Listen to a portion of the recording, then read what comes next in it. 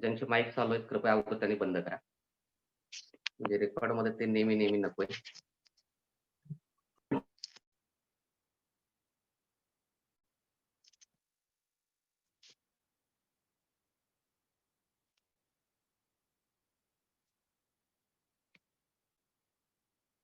ठीक आहे. सर्वांना नमस्कार. सर्वांना माहित आहे आज 28 नोव्हेंबर आणि 28 नोव्हेंबर म्हटलं की एक अतिशय महत्वाचा दिवस सर्वत्र साजरा होतो. त्या दिवसाचं औचित्य साधून आपल्या आजच्या तासिकेला आपण सुरुवात करूया. तो दिवस काय आहे? तो म्हणजेच आज या ठिकाणी तुम्हाला थोडंसं काहीतरी वेगळं पाहायला मिळत असेल. आपण कधी आपल्या शिक्षण चालू असताना कधी कुठली प्रतिमा, कुठली फोटो किंवा कुठलं पूजन आपण कधी करत नाही. परंतु या ठिकाणी आज मात्र एक फोटो आणि त्याचं पूजन या ठिकाणी तुम्हाला दिसतंय आणि त्यामागचं कारणही तसंच आहे. विद्येची देवता आपण सरस्वतीला जरी मानत असलो, तरी खऱ्या अर्थानं सर्वसामान्यांपर्यंत विद्या पोहोचविणारे जी जोडी आहे, ती या क्रांतीज्योतीची जोडी आहे. क्रांतीज्योती आणि सावित्री या दोघांची जोडी आहे. जर त्यावेळेस होणाऱ्या 18व्या शतकातल्या होणाऱ्या जर अत्याचाराला आणि तत्कालीन परिस्थितीला जर झुगारलं नसतं, तर आज मुली या आपण जे अगदी मोकळेपणानं या ठिकाणी शिक्षण घेतो, ते नक्कीच घेऊ शकलो नसतो. थोडासा जुना इतिहास जर आपण ऐकला, वाचला, पाहिला, चित्रपटाच्या माध्यमातून असेल, काही वेगवेगळ्या गोष्टींच्या माध्यमातून असेल, आपल्या पुस्तकात आलेल्या त्यांच्याबद्दलच्या माहिती रूपाने असेल किंवा त्यांनी लिहिलेल्या वेगवेगळे जे ग्रंथ आहेत, त्या ग्रंथातील माहितीनुसार तर नक्कीच आपल्याला त्यांच्याबद्दल माहिती असते.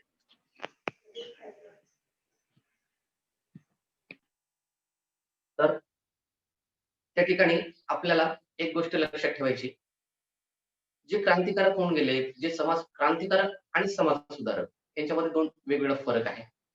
क्रांतिकारक ज्याने देशाला स्वातंत्र्य मिळावं यासाठी लढा दिला आणि समाज सुधारक ज्याने अगोदर समाज सुधारला पाहिजे, तरच क्रांती घडेल अशा विचाराने पुढे आलेले. असे 2 वेगवेगळे घटक आहेत. कुणीही कमी नाही. तोही तितकाच महत्वाचा आहे आणि समाज सुधारकही तितकाच महत्वाचा आहे. आणि जेव्हा ख्रिश्चनचं त्यावेळेस शिक्षण चालू होतं, 1818 ची घटना आहे. जेव्हा शिवाजी महाराजांच्या नंतर पेशवाई सुरू झाली, त्या पेशवाईचा अंत 1818 मध्ये झाला आणि 1818 ला इंग्रजी सत्ता आपल्या देशामध्ये सुरू झाली.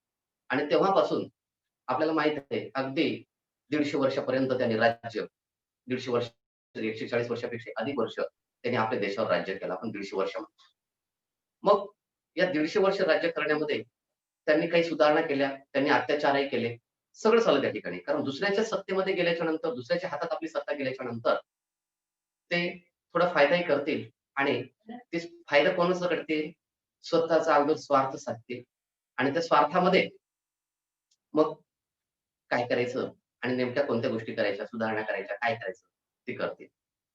तर ते इंग्रजी सत्तेमध्ये असताना त्यावेळेस ख्रिश्चनचं शिक्षण होतं. ख्रिश्चन मिशनरी ज्याला म्हणतात. तर त्या ख्रिश्चन मिशनरी ज्या होत्या, त्यांनी मुलांना शिक्षण देण्याचं काम सुरू केलेलं होतं. आणि त्या कामामध्ये आणि त्यावेळेस त्या शाळेमध्ये ज्योतिबा शिकले आणि त्यांचा पगडा त्यांच्या लक्षात आलं, की त्यांच्यामध्ये नवीन एक गोष्ट त्यांना शिकायला मिळाली. काय होती ती गोष्ट? तर ती गोष्ट होती, की तिथे त्या धर्मामध्ये कुठलीही पूजा-अर्चा किंवा असे देवी दैवत वगैरे असं जास्त काहीसं नव्हतं. आणि त्यांनी लक्ष दिलं होतं फक्त शिक्षणाला. आणि त्याचा पगडा यांच्यावर बसला आणि ते त्या ख्रिश्चन मिशनरी मधून बाहेर पडलेले पहिले समाज सुधारक. असे हे ज्योतिबा गोविंदराव फुले. त्यांची आज आपण पुण्यतिथी साजरी करतो. आता ज्योतिबा पुण्यतिथी, महात्मा हे शब्द थोडेसे पाहिल्याच्या नंतर काही मी फलकावर लिहिलेल्या गोष्टी तुमच्या लक्षात येतील. सर्व नेहमी आपल्याला ऐकायला मिळालेल्या आहेत. विद्यार्थी जेव्हा शाळेमध्ये भाषण करतात, त्यावेळेस त्यांना ह्या गोष्टी, ही वाक्य त्यांनी वाचलेली असतात, त्यांनी ऐकलेली असतात. आपण पुष्कळदा फलकावर लिहिलेली ते ऐकतो. अनेक शाळेमध्ये ते लिहिलेल्या सुद्धा गोष्टी असतात. फक्त विद्यार्थ्यांना विनंती, कोणी आपला व्हिडिओ चालू करू नका. सगळ्यांनी व्हिडिओ बंद करा. कोणीच नको. फक्त ऐकण्याचं काम करायचंय. ऐकायचं नसेल, आपण घरी मोबाईल बंद करून थांबू शकता. पुन्हा पुन्हा तेच ते सांगणं नकोय, चांगल्या गोष्टी करताना. तर अशा या महात्मा ज्योतिबा फुले यांचा जन्म जो आहे, अतिशय खेडेगावामध्ये छोटंसं खेडेगाव आहे, कटगुण नावाचं सातारा जिल्ह्यामध्ये. तर ते कटगुण नावाच्या त्या गावामध्ये त्यांचा तो जन्म झाला.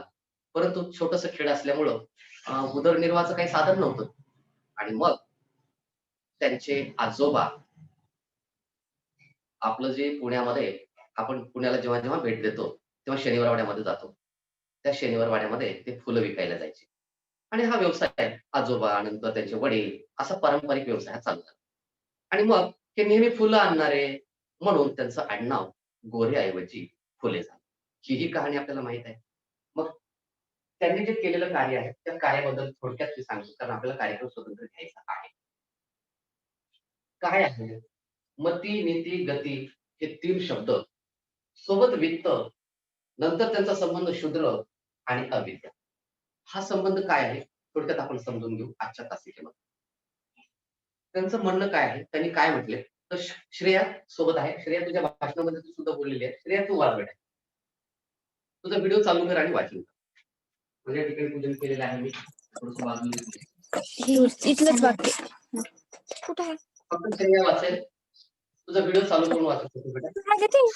विद्येविना मती गेली, मती विना नीती गेली, नीती विना गती गेली, गती विना वित्त गेले, वित्त विना शूद्र खचले, एवढे काम एका अविद्येने केले. आता इथं दिलेलं जे आहे, इतके अनर्थ एका अविद्येने केले. ते काम सुद्धा तुझं बरोबर आहे. परंतु ते काम नव्हे, ते अनर्थ आहे. म्हणजे काय झालं? ठीक आहे, ठीक आहे. पण मूळ शब्द अनर्थ आहे बेटा. ठीक आहे, चालतंय हां, काही अडचण नाही. तुझं चुकीचं नाही म्हणत मी. छान, तुझा प्रयत्न चांगला आहे. विद्येविना मती गेली. थोडंसं एक-एक शब्द पाहूयात आपण. विद्येविना मती गेली. विद्या म्हणजे शिक्षण. शिकलो नाही. मती म्हणजे बुद्धी. बुद्धी काम करणार नाही. जेव्हा बुद्धी काम करत नाही, मग काय घडलं?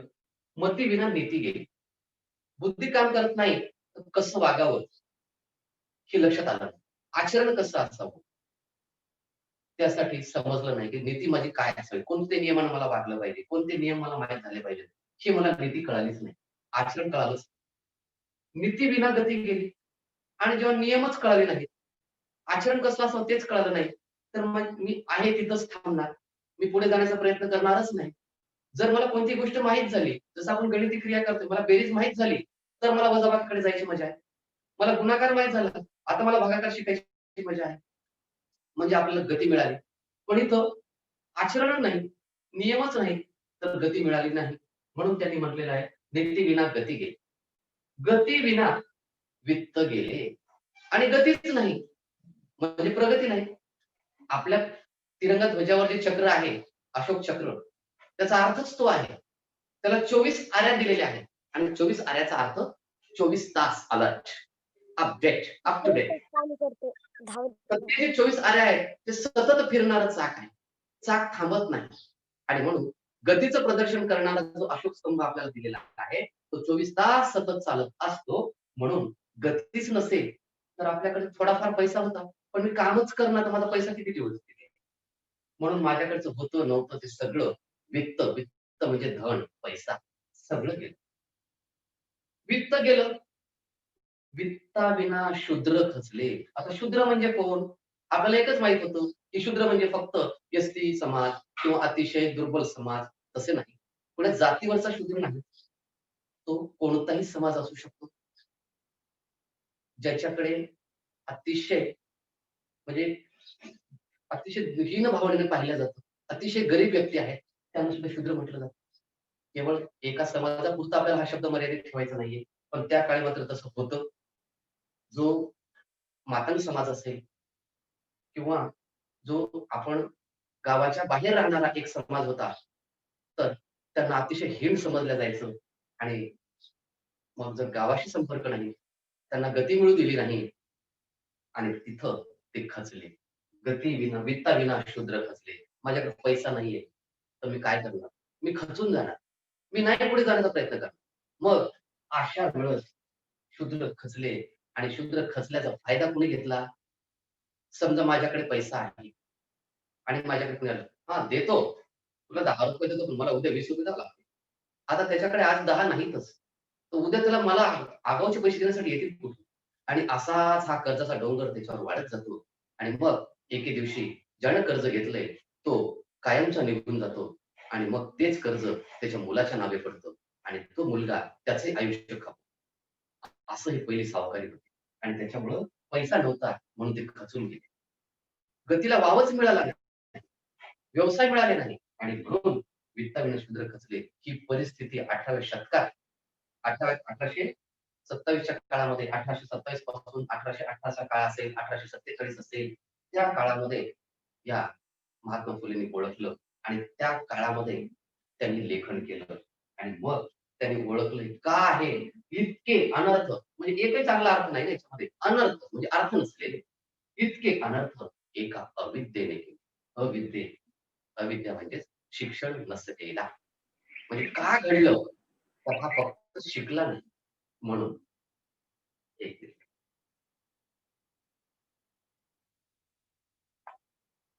फक्त लक्षात ठेवा व्हिडिओ चालू ठेवू नका. मार्गदर्शनाचा व्हिडिओ बंद करा. कुणी आपला व्हिडिओ चालू ठेवू नका. ऐकायचंय आपल्याला फक्त आणि ऐकताना तुम्हाला इथं दिसतं. व्हिडिओचं नुकसान काय होतं व्हिडिओ ठेवल्याच्या नंतर जेव्हा तुम्ही हात लावता पाहता, तर जेव्हा तुम्ही नंतरचा व्हिडिओ ऐकता, त्यावेळेस तुम्हाला मी दिसत नाही किंवा फळा दिसत नाही. त्यावेळेस तुमचा फोटो दिसतो आणि फळा गायब होतो. आणि मग तो YouTubeवरचा व्हिडिओ कुणालाही पाहावासा वाटत नाही. म्हणून आपण शिक्षण घेतोय, तर शिक्षणात सांगितलेले नियम, नीती जे आहेत, ते आपण पाळायचे.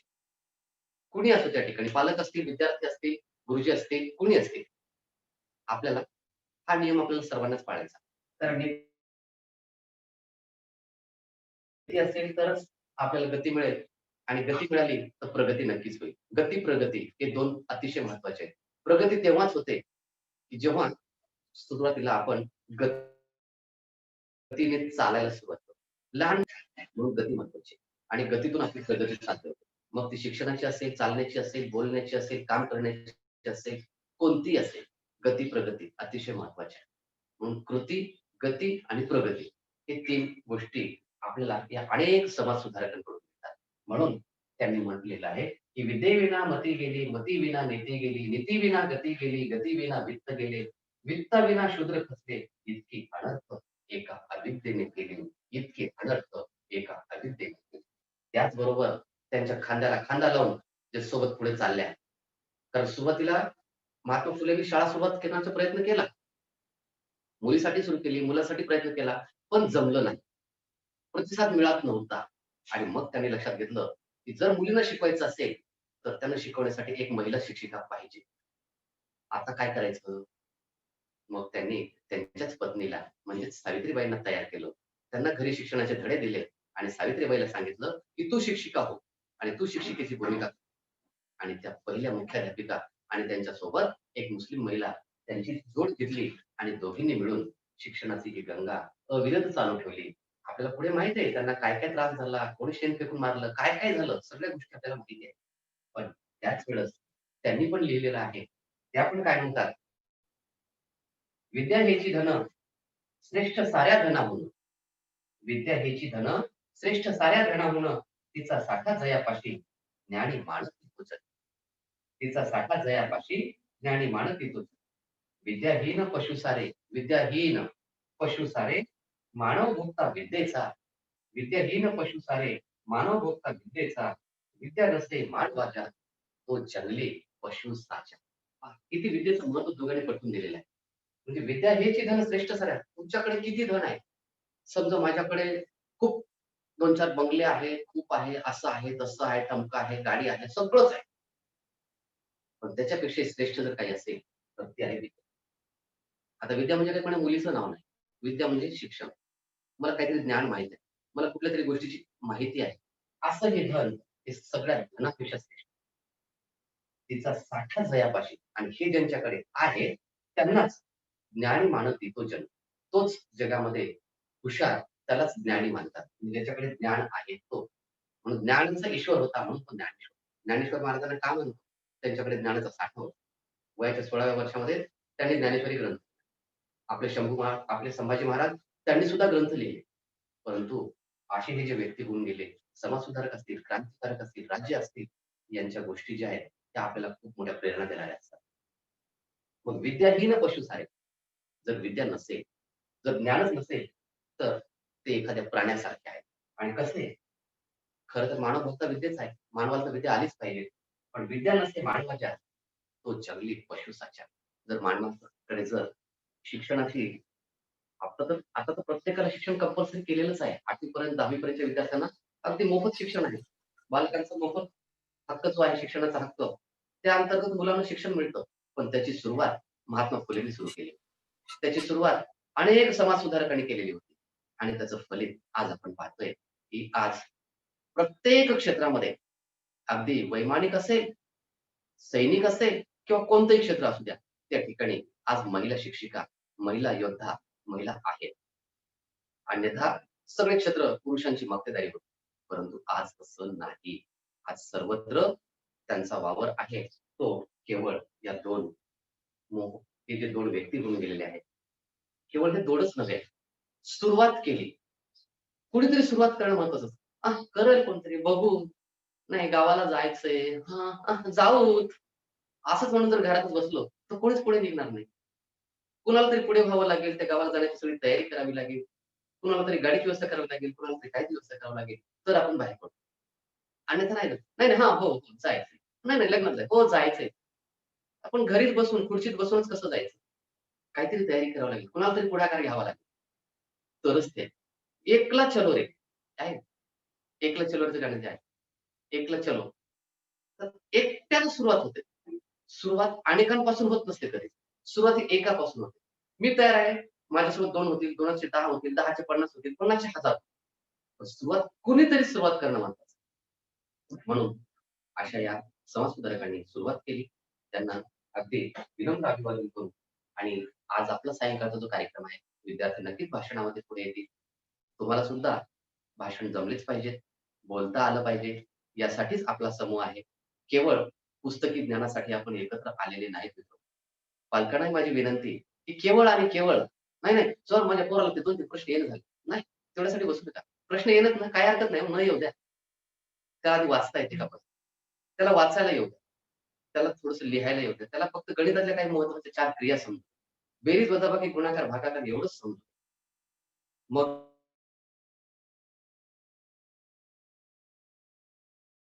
आपोआप त्याची रुची वाढेल. तो करतोय. तर त्याच्या जोडीला याला करण्यासाठी आपण प्रेरित करू. त्याची बरोबरी नका करू. कोणीच बरोबरी करणार नाही. कधीच कुणाची बरोबरी नाही करायची. पण मला त्याच्या सोबत चालायचंय. एवढाच विचार आपण करायचा.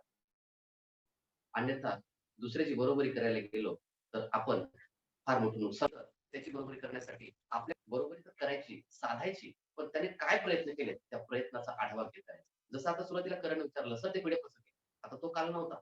तो त्याचा दोष नाही. तो दोष माझा आहे. कारण त्याने मला सकाळी सांगितलं होतं, "सर माझा मोबाईलचा रिचार्ज संपलाय, रिचार्ज करा." आणि मी विसरून गेलो. प्रयत्न केला होता मी आणि काल त्याला शाळेमध्ये विचारलं सुद्धा. परंतु मला हे लक्षात आलं नाही, की त्याचं कार्ड कोणत्या कंपनीचं आहे. जिओचं आहे का कोणतं आहे ते मला माहीत नव्हतं. आणि मग मला थोडंसं नंतर लक्षात आलं, "अरे यार, मला तर विद्यार्थ्यांना सांगितलं होतं रिचार्ज करायचं." आणि मी विसरलो. म्हणून त्या ठिकाणी माझा दोष आहे. मग रात्री उशिरा त्याचा मोबाईल रिचार्ज केला आणि तो आज सकाळी जॉइन मग आता त्याला ते माहीत नव्हता घटक आणि म्हणूनच तो घटक मी करण तुझ्यासाठी रेकॉर्ड करून ठेवलेला आहे. तो आपल्या विद्यार्थ्यांना मिळेल. अगदी 20 मिनिटात. खरंच मला मुलांचं अभिनंदन करावंसं वाटतं आणि तसं ग्रुपवर केलंय सुद्धा. आपला महेश असेल, आर्यन असेल, श्रेया असेल, आणखी कुणी असेल. अगदी 2 तासिका आपल्या झाल्या. 2 ही म्हणता येणार नाही. 1.5 तासिका. आम्हाला शिक्षकांसाठी, मोठ्यांसाठी आम्हाला 2-2 दिवस लागले आणि एकदा त्यांचे फोन स्वीकारावे लागले. पण विद्यार्थ्यांनी फोन केला नाही. कारण तुमच्याकडे जो ग्रास्पिंग पॉवर जो असतो, तो खूप मोठा आहे. विद्यार्थ्यांकडची जी शक्ती आहे, ग्रहण शक्ती त्याला म्हणतात, ती तुमच्याकडची खूपच मोठी असते. एकदा सांगितलं, की तुम्ही त्याच्यामध्ये आपोआप तुम्ही पटीने अभ्यास करत असता आणि त्यातून अगदी 25 मिनिटाच्या तासिकेमध्ये अभिनव असेल पुण्याहून, आर्यन असेल, दोघांनी मला 3 पी-डी-एफ म्हणजे एकाचे डबल आले. पण दोघांनी एक छानसे पी तयार करून पाठवले. पी तयार करून पाठवणं तितकी साधी-सोपी गोष्ट नाही, मोठ्यांसाठी सुद्धा. परंतु मुलांनी अगदी सहज केलं. आणि हे जर तुम्हाला आता जमलं, हे तुमच्या शिक्षकांपर्यंत, तुमच्या शाळेपर्यंत, तुम्ही तुमच्या मित्रांपर्यंत पाठवा. "अरे, आर्यानं पाठवलं? अरे, अभिनव करतोय, तुमच्या शिक्षकांना खूप मोठा अभिमान आहे. माझं याच्यामध्ये कुठलंच हे नाहीये. तुमची तयारी आहे. तुमची तयारी म्हणजे कोणती, की सर मला सांगतायत किंवा आम्ही त्यात थोडासा वेळ देतोय, त्या वेळेचा सदुपयोग करण्याची तुमची तयारी आहे. पालक तुम्हाला या गोष्टीसाठी मोबाईलचा वापर करण्याची परवानगी देत आहेत. त्याबद्दल पहिल्यांदा तर पालकांचं म्हणेल तेवढं जेवढं करू तेवढं खूप कमी आहे. जेवढं अभिनंदन मानू तेवढं त्यांच्यासाठी कमीच आहे.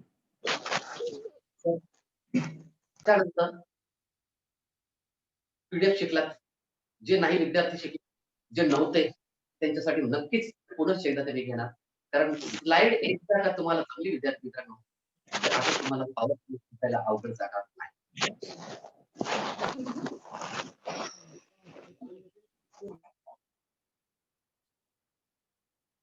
तर पीपीटी करणे, त्यामध्ये स्वतःचा आवाज देणे, त्या पीपीटीला हळूवार चालवणे, त्या पीपीटीमध्ये वेगळं गीताचा आवाज देणे, तिला वेगवेगळं काहीतरी ॲनिमेशन करणे. तुम्ही ते इतकं सहज करा, सहज करा. ती सुद्धा मी तुमच्याकडून करून घेणार आहे. आणि मग बघा, तुम्हाला पुस्तकातला अभ्यास करताना तुम्ही स्वतःच पुस्तकातला अभ्यास करा. काल तर शाळेतल्या आमच्या विद्यार्थ्याने, एक छोटासा विद्यार्थी आहे, त्याचा फोटो सुद्धा मी शेअर केलेला आहे. दीपक म्हणून. दीपक जॉइन झालाय का? दीपक आहे. दीपक जॉइन झालेला आहे. का सहजच त्याला चॅटर किड सांगितलं. अगदी छोट्या-छोट्या कुठल्याही निर्जीव वस्तूला कसं बोलायचं आणि निर्जीव वस्तू आपल्याला बोलते. त्या निर्जीव वस्तूला आपल्याला कसं सांगायचं? ते सहज करते. अगदी 5 मिनिटाच्या आत त्या विद्यार्थ्याने केलं. दीपक आहे इथं. दीपक तुझा माईक आणि व्हिडिओ चालू कर.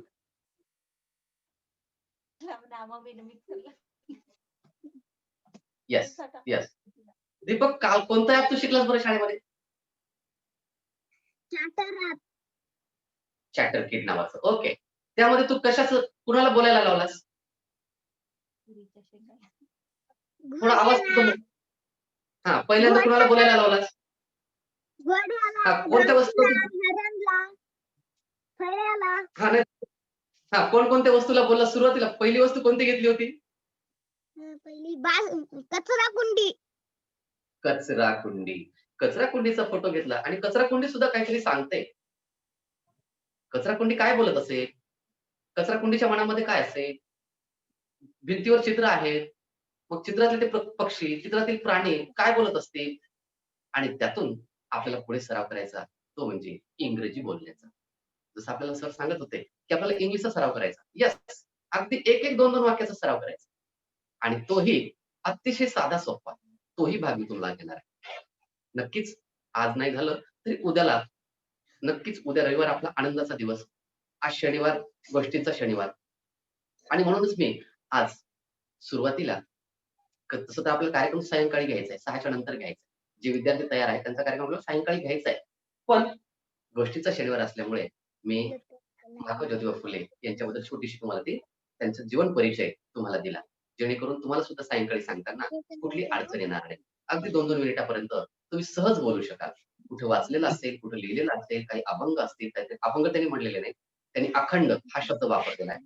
ते अखंड मध्ये काही कविता आहेत त्यांच्या, त्यांनी लिहिलेल्या काही ओव्या आहेत. ते जर तुम्हाला काही सापडल्या, तर त्याचंही तुम्ही वाचन करू शकता. एकदम पाठांतर नाही झालं, हरकत नाही. तुम्ही कागद घेऊन सुद्धा लिहिलेलं तुम्ही वाचू शकता. काही तुमच्याकडे कोणी मोठे विद्यार्थी असतील, मोठे भाऊ-बहीण असतील किंवा तुमचे आई-वडील असतील, त्यांना काही माहिती असेल, त्यांच्या मदतीने सुद्धा तुम्ही अगदी 7-8 ओळीचं वाचन नक्की करू शकता. आपल्याला फक्त या ठिकाणी बोलायला शिकायचंय, आत्मविश्वासाने समोर थांबायला शिकायचंय. नाहीतर असं नाही करायचं आपल्याला. असं नाही होऊ द्यायचं. कुठेही उभं राहू द्या आपल्याला. हजारो माणसं समोर असू द्या. जसं मी तुमच्यासमोर उभं टाकलंय, अगदी तसं तुम्हाला उभं टाकतात. काहीच व्हायचं नसतं. सगळे डोळे फक्त आपल्याकडे असतात. त्यावेळेस आपले डोळे त्यांच्याकडे द्यायचेच नाही. आपले डोळे त्या विचाराकडे द्यायचे. मला काय वाचायचं होतं? त्या कागद समोर आणायचा. एखाद्या व्यक्तीबद्दल बोलायचंय. ती व्यक्ती आपल्या मनामध्ये समोर आणायची. बाकीचे तुम्हाला कोणीच समोर दिसत नाही. तुम्ही फक्त तुमचं स्वतः बोलत असता. आणि मग बघा, तुमचा आत्मविश्वास किती वाढेल. आणि मला तेवढं एकच साध्य करायचं. कोरोना परिस्थिती आहे. शाळा कधी उघडतील माहीत नाही. प्राथमिकची तर सध्याला माहीतच नाही. म्हणून आपल्याला खूप मोठी संधी आहे.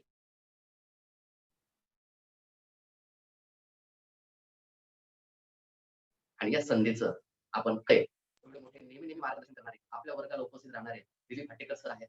सोबतच बापूसाहेब डमलेरे सर पुण्याहून आहेत. अनेक शिक्षक मंडळी तुमच्या सोबत आहे.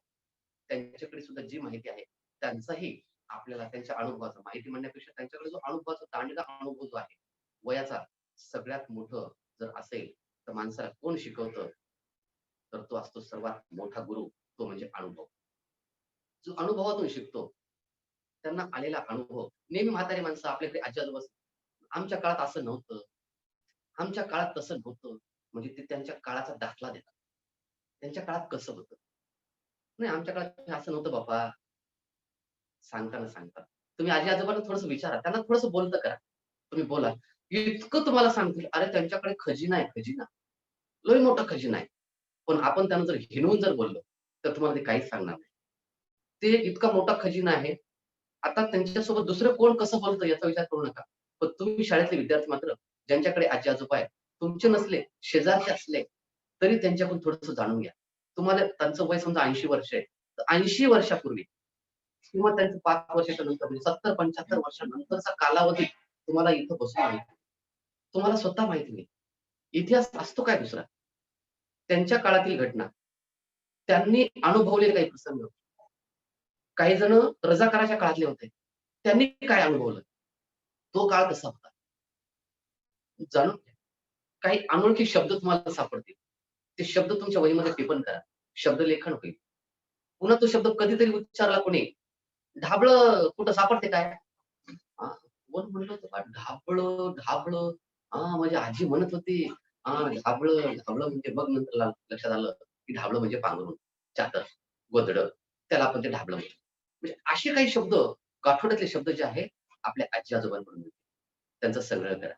शेवटी आपल्याला साध्य काय करायचं? वाचन करायचंय, लेखन करायचंय. मग लेखन कुठून करायचंय? फक्त पुस्तकात पाहूनच केलं म्हणजे ते लेखन नाही ना. आपण त्यांच्याकडून आलेले शब्द सुद्धा लेखन करा. त्यांना गोष्टीतून विचार त्यांच्याकडे गोष्टी तर अफाट गोष्टी आहेत. किती गोष्टी असतील, किती पोथी-पुराणातले असतील सांगताच येत नाही. हां, फक्त त्यांना भूताखेताच्या सांगू नका मग. आपल्याला आवडत नसतील तर. नका बाबा ते भुताच्या, चोराच्या सांगू नका. चांगल्या गोष्टी सांगा बरं बाळा. नक्की तुम्हाला खूप चांगल्या सांगेल. त्यांचा फायदा आहे. तुमच्या सभोवती खूप गुरु आहेत. गुरु कोण असतो? आता समजा मला सांगता-सांगता बोलताना समजा करणने एखादी गोष्ट सांगितली, जी की मला माहीत नव्हती. तर करण माझा गुरु आहे. कधीच नसते की गुरुला मर्यादा गुरुचं वय खूप मोठं असावं, गुरुचं वय खूप असं असावं किंवा गुरुला दाढी असावी, मिश्या असाव्यात, म्हातारे असावेत, त्याच्या पप्पा असावं. नाही, तसं काहीच नाही. कुणीही गुरु असू शकतो. जो आपल्याला नवीन कोणता एखादा घटक शिकवतो, तो आपल्यासाठी आपला गुरु. मग तो कुणीही कुणासाठीही गुरु ठरू शकतो. म्हणून गुरुची महान परंपरा खूप मोठी आहे. गुरु हा शब्दच खूप मोठा आहे. मग आपण मात्र एकच करायचं, मला कुठून काय मिळतं? जेवढं शक्य आहे आणि जेवढं माझ्यासाठी योग्य आहे, ते ग्रहण करा. त्याचा फायदा काय करता येईल, तो फायदा करून घ्यायचा. आज कारण तुम्ही म्हणाल, "सर आज तुम्ही फलकावर काही शिकवत नाही." माझा फलक आज मला मोडायचा नाही. कारण सायंकाळच्या तासामध्ये मला एक राहू द्यायचंय. कारण मला रात्री खूप वेळ फलकावर लिखाण करायला बराच वेळ लागला होता. आता मी ती मोडून टाकून आता पुन्हा आपली जर बेजबाबदारी घेतली, तर तो मला नकोय आजच्या दिवस. तुम्ही मात्र आज तुमच्या पाठ्यपुस्तकात असेल, गोष्टी स्वरूपात असेल, तुम्ही नक्कीच त्या ठिकाणी तुम्ही प्रयत्न करा आणि एक सराव म्हणून आज आपल्याला आपल्यासोबत जी श्रेया आहे किंवा रोहिणी आहे का रोहिणी? तर रोहिणीला गावाला जायची गडबड होती. तर श्रेया, हॅलो, हो आवाज सर आहे. हां, आहे हाय रोहिणी पण आहे. सर. हां, श्रेया मी 1 मिनिट हां, ॲडिट रोहिणी करून पाठवते. ओके बेटा, ओके. हां, सर श्रेया काय सर बापूसाहेब 1 मिनिट. तुम्हाला सुरुवातीला मी सरांकडे जातो. बापूसाहेब सरांना बोलायचंय काहीतरी. बापूसाहेब सर बोलू शकता. सर काय म्हणलं होता सर? 1 मिनिट बेटा. सरांचं बोलणं झालं की तुला संधी देतो बेटा. 1 मिनिट. तुझं तुझं सर भाषण तू मला पाठवलंस ना, स्टार्ट तुझं झालं. भाषण तुझं 2 मिनिटामध्ये सर्वांसमोर एकदा सादर करायचं. सर सर आता मुलांना बापूसाहेब सर बोलतील आपल्याशी. शाळा पाहिजे होती लाईव्ह. मी शाळेत आहे योगायोगाने. अरे वाह! सर वाह! वाह! तर शाळा सरांची दाखवतो. बघा मुलांनो, आपल्याला सरांची शाळा पाहायला मिळेल. तर कोणी व्हिडिओ सबस्क्राईब करायचा नाही. फक्त सर जे दाखवतील आपल्याला पाहायचं आहे. Sir okay sir. शाळा दाखवतो म्हणली होती तर आम्हाला तेव्हाच. हां. माझ्या अगोदर हा तुमची चर्चा झाली गेटवर होती. आलोय दाखवतो पहिल्यापासून. म्हणल्या होत्या.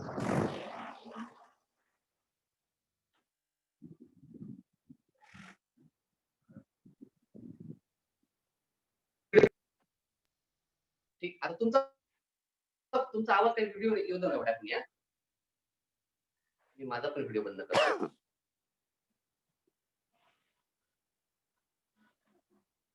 शाळेचे हे मुख्य गेट आहे. जिल्हा परिषद प्राथमिक शाळा लोणीपंध, हवेली बघा तालुका, पुणे सरांची शाळा जिल्ह्यातील. आपल्याला दिसत आहे. एकूण 30 खोल्या आहेत. आता 5 खोल्यांचं काम चाललंय. हे प्रवेशद्वार, बघा मुलांना शाळा बघा. वाव. हे मेन गेट एंट्री.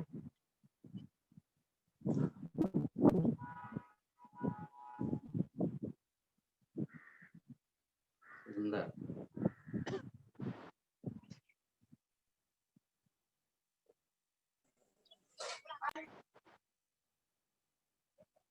दोन 2000 सालापासून या ठिकाणी ती शाळा सुरू झालेली आहे. त्या अगोदर गावात होते. म्हणजे 20 वर्ष झाले इथं ते सगळं उभं केलेलं आहे.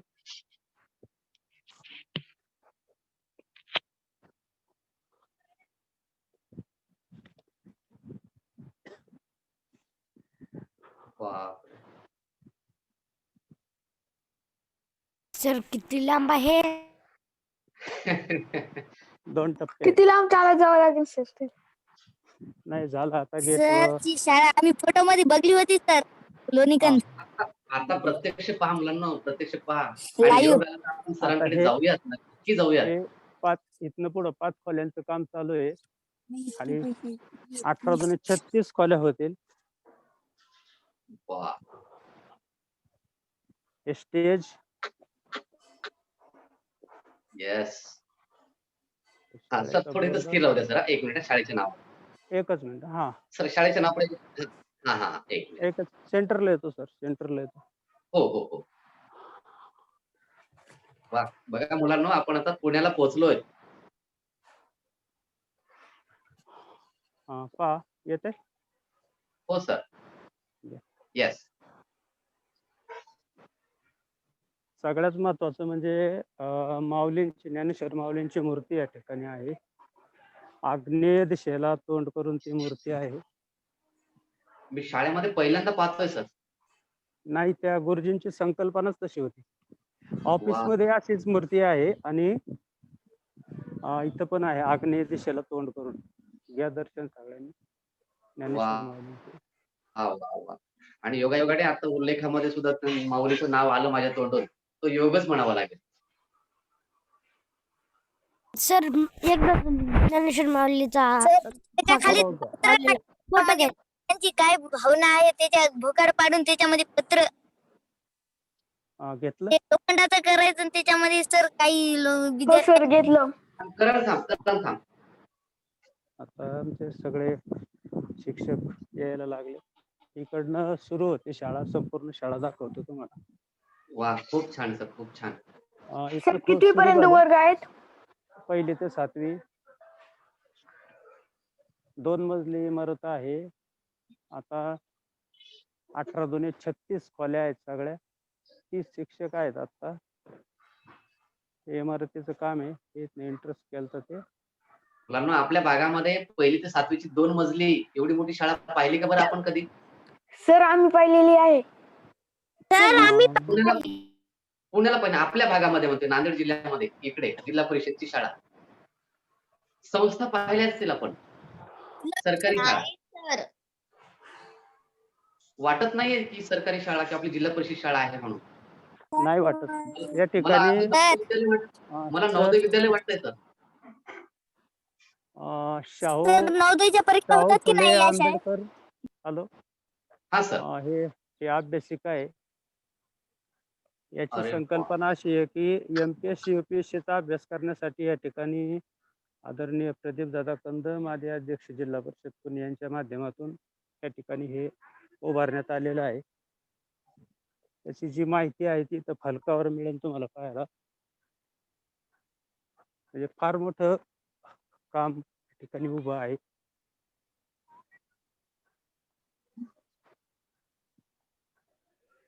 श्री प्रदीप दादा कंद. हा. म्हणजे त्यांच्या मार्गदर्शनातून आणि त्यांच्या याच्यातून तयार झालेली ही मोठी इमारत आणि ही अभ्यासिका. अरे वा. आदरणीय गोरक्षनाथ झुरुंगे गुरुजी, जिल्हा परिषदेचे ठिकाणचे माजी मुख्याध्यापक आणि राष्ट्रपती पारितोषिक विजेते शिक्षक. त्याचबरोबर अजून 2 गोष्टी पाहण्यासारख्या आहेत. अजून थोडं 2 मिनिटं घेतो फक्त. हो एक सर, हो हो, सायन्स नक्की सेंटर आहे. नक्की. सायन्स सेंटर एक आहे. हे खेळासाठी मैदान आहे सगळं. खूपच त्याच्यासमोर मोठं मैदान दिसतंय सर. हे सगळं स्पेस. मी परत गेटच्या जवळ आलेलो आहे आता. त्याच्यानंतर खाली जे सायन्स सेंटरला 2 रूम दिलेले आहेत त्या दाखवतो. 8 एकर एवढा एरिया आहे. त्याबरोबर दुसरं मैदान शेजारचं कबड्डी, ते पलीकडचं खो खोचं होतं, हे कबड्डी लंगडी त्यासाठी हे वापरलं जाईल. काम चालू दिसतंय तुम्हाला वरती तिकडं. 5 खोल्यांचं काम आता चालू आहे. हे विद्यार्थ्यांसाठी सगळी खेळण्यासाठी केलेलं सगळं बाग बगीचा. त्यानंतर ह्या बाजूला विद्यार्थी असं जेवणाला सगळे बसतात. दुपारचं जेवण, अभ्यास आणि सायन्स सेंटरच्या इकडं आल्यानंतर जो अभ्यासाला बसतात ते ह्या बाजूला बसतात. वा, काय छान आहे. आणि मुलांनी इच्छा व्यक्त केली की सर चला विद्यार्थी मित्रांनो, बघा, खेळण्यासाठी खेळायचं सेपरेट आहे. वर्गच आहेत सर. हा थांबा, सरांना ते दाखवल्याचं तर आपण घसरगुंडीवर जाऊया. ही इमारत तर बघूया. घसरगुंडीवर न्या की आम्हाला, लय दिवस झाले खेळली नाही. सरांचं काम हे विज्ञान केंद्र जिल्हा परिषद प्राथमिक शाळेला मिळाले.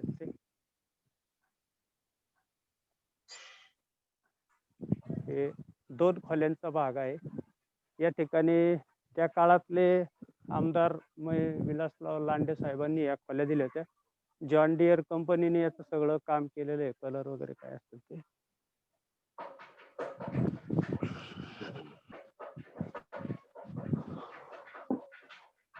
सायन्स लॅबचं जे काम असते ते विज्ञान केंद्राचं हे नेहमीचं काम. सायन्स लॅब केंद्र प्रमुखांचं समूह साधन केंद्र. हो हो. सगळं स्टोरेज साठी लागणार असं आहे. आणि साधारणतः 2018-19 साली 14 लाख रुपये खर्च करून हे मुलांसाठी बांधलेलं अद्ययावत शौचालय. या ठिकाणी 50 युनिट आहेत त्याच्यामध्ये. अशा पद्धतीने इकडे एक आहे आणि पूर्वीचं शाळेच्या त्या बाजूला असं 8 एकराचा सगळा आहे. त्या ठिकाणी वृक्षारोपणासाठीची सगळी खाली तयारी, जागा मोकळी. आवडली का शाळा सगळ्यांना? आवडले म्हणजे काय, तिथं आपल्याचा अनुभव येतोय. एक नंबर आहे सर. आता आता एक काम करा सर, प्लीज सगळ्या बोला. विद्यार्थ्यांना घसरगुंडीवर घेऊन जा. बरं चला. हो सर, किती दिवस झाला खेळल्या नाही. आहे की नाही? स्वतः असा अनुभव करा मुलांना. तुम्ही तिथं चढताय, उतरताय, उड्या मारताय, काहीतरी करताय अगदी मोकळेपणाने. बघा कोणीतरी लटकतंय. अरे आर्यन पडशील रे, लटकू नको तितकं उंच. हळू. सर मला लटकता जमते सर, काय होईना दा, सवय झाली. लय उंच गेला बाबा. हे तर बघा, ते रोहिणी गेली वर. अरे रोहिणी तितकं उंच नको, माय पडशील. हे बघा, आमचा छोटा शिवराज सुद्धा आलाय. शिवराज, हा घसरगुंडी खेळतोय. हा खेळ.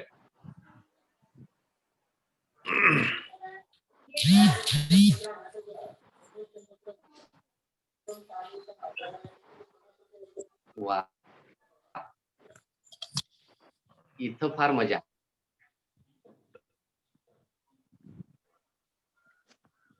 सर ते काय आहे सर, आताची फार मजा म्हणल्या ना सर. काय आहे त्याच्यावर काय करतात? चढायचंच आहे. सैनिक कसं चढतात ते दोरीवर, त्याचा सराव. आणि सर खालून झोपून जाता येते की सरकत? तिथं गेल्याच्या नंतर आपण नक्की जाऊयात एखाद्या दिवशी. नक्की संधी मिळेल आपल्याला. नक्की.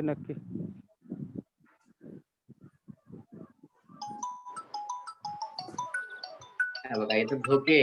झोका. दूर झोका.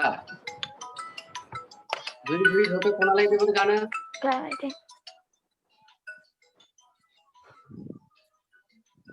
सर मराठवाड्यात हा बोला. पश्चिम महाराष्ट्रात इतकी सुंदर शाळा आमच्याकडे नाहीये. नाही नाही, खरंच नाही आ, सर, ये- खरंच याच्या याच्यासाठी सर्व ग्रामस्थ आणि ते सगळे पदाधिकारी जे आहेत त्यांची काय कोट्यावधी रुपयाची गुंतवणूक या शाळेसाठी आहे. त्यांचा हेतू एकच आहे की गोरगरिबाच्या मुलांना चांगलं शिक्षण मिळण्यासाठी. आता आमच्याकडं 1,500 विद्यार्थी आहेत आज पाठावर. वा वा वा, छान, खूपच छान. आणि मानसिकता इकडे त्या माणसाची चांगली आहे तिकडची, दुसऱ्याचं चांगलं करावं हो ह्या हो मनामध्ये लोक असतात. आमच्याकडे थोडं वेगळं आहे. जुने पाराची जी संकल्पना आहे विद्यार्थ्यांना, पार कसा असायचा पूर्वीचा, तर ते आहे ते झाड त्याच्या भोवती हा आता हा बरेचसे झाले असं गोल. हो, थोडं गवत आता हे झालेलं आहे. हा येस, झाडाखालचा जो पार हा असतो. म्हणजे येस झाडाखाली. येस, खूप हा या महत्वाची खाली वर्ग संकल्पना होती ती. लहान मुलांना इथं खेळायला. हा पार कचराकुंडी खाली साईडला आहे. या पद्धतीने सगळी शाळा आहे एकदा. मुलांना झाडाभोवती जे गोल ओटे केलेले असतात त्याला पार म्हणतात. अगोदर कुठं गेला काय नाही, पारावर बसलो म्हणायचे. पारावर बसलो म्हणजे झाडाभोवती केलेला गोल ओटा, दगडी रचून करायची अगोदर, त्याला ओटा म्हणून त्याला पार म्हणायचे. जुन्या मंदिराला सुद्धा तसंच म्हणायचे, मारुतीच्या पारावर बसले. कारण तो देव जो आहे ते एक झाड, त्या ठिकाणी मूर्ती आणि आजूबाजूला केलेला पार, असंच असेल. आता इथं काम चालू आहे इकडं, त्याच्यामुळे जरा पडझड चालू आहे. ठीक आहे. हे मग पुण्याची कक्षा धन्यवाद पुण्याची सर्वांनी शाळा पाहिल्याबद्दल. आमच्या शाळेला ते पुण्याची शाळा जिल्हा परिषद शाळा 7ची डबल मधली 30 कॉलेज आहे, 20,000 विद्यार्थी वा सर, आणि ते शाळा बघ कसली, आणि 30 घेऊन शिक्षक आता आहेत. की आज आपण महात्मा फुले यांची पुण्यतिथी साजरी करत आहोत मग आणि त्याचा संबंध पूर्णतः पुण्याशी संबंध आलेला आहे. आणि आज त्याच पुण्यामध्ये त्याच्यात काय चाललंय दैवत असलेली शाळा, त्याचं प्रत्यक्ष दर्शन या ठिकाणी त्याला झालं. लोणीकरांच्या शाळेवर आहेत का जोंधळे सर? हा हा हा, आपल्यासोबत जे बापूसाहेब डंबेरे सर जोडलेले आहेत, दररोज असतात त्यांची ही शाळा. सगळं तुम्हाला वाटचाल.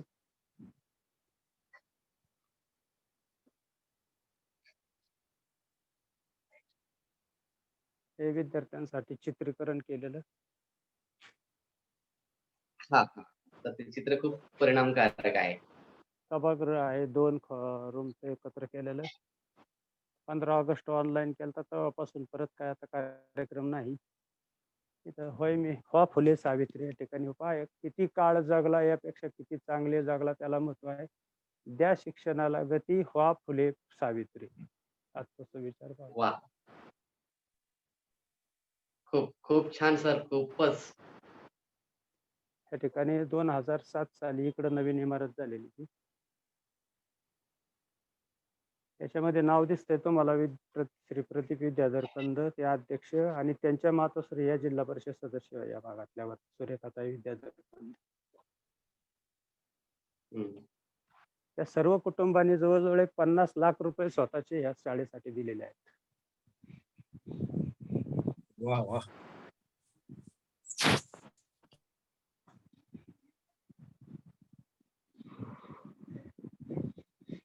मुलांना तो सुविचार वाचा बरं, पहा किती छान लिहिलेला आहे. सर तो कोणता कामापेक्षा पाहिजे? सुविचार दाखवते की एकदा मुलांना वाचू द्या. श्रेया कोणता? तू वाच बरं, श्रेया किंवा आर्यन. हा हा, हा, कामापेक्षा. दिसत नाही. हा, दाखवतो सर. कामापेक्षा कामाचे चिंतेनेच माणूस जास्त मरतो. कामापेक्षा कामाच्या चिंतेने, मग चिंता नकोय, कारण त्याला अनुस्वार जर काढला तर चिंता. आणि इथं पहा सर, तुमची छडी अजून भविष्याला सावरते. म्हणून तर म्हणायचे ना, छडी लागे छमछम. पण आता बंधन आहे, छडी नाही, नकोय. हा, मुलीचे शिक्षण लोक न्याय मिळवण्यास पात्र ठरतात. मुलांमधील गुण शोधा. हे सर्वात मुलीचे महत्वाचं आहे. शिक्षण प्रगतीचे लक्षण. आजचा दिवस खूपच सार्थकी हा वाटला. एक सर, हा एक खूप चांगला सुविचार होता. हे फलक आहेत वेगवेगळे. कोणाला कामी कमी जीवनात कधी कुणाला कमी समजू नका. पूर्ण जगाला बुडविण्याची ताकद ठेवणारा समुद्र तेलाचा एक थेंब बुडू शकत नाही. खूप चांगला सुविचार आहे. वा वा. ऍक्टिव्हिटीवर आलता विचार. आपण असे सुविचार जे असतात त्यांचं लेखन जर केलं विद्यार्थी मित्रांनो, तुम्हाला एके दिवशी माझी वही पण दाखवेल. माझ्याकडे तशा अभ्यासासोबतच माझ्या लेखनाच्या दुसऱ्या 2-3 वह्या भरलेल्या आहेत, उन्हाळ्याच्या सुट्टीच्या की वही ज्यामध्ये सर विचार. हां, बघा. सर ते खूपच चित्र आकर्षक. रेखाटन किती छान आहे सर. खूप छान. एक नंबर. एकदा जाऊ तर सर आपण सहल घेऊन लोणीकन काढलं.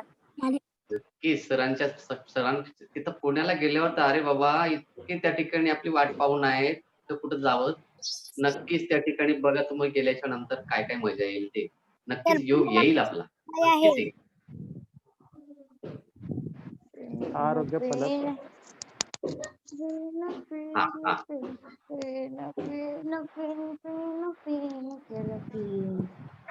हे जे नको ते.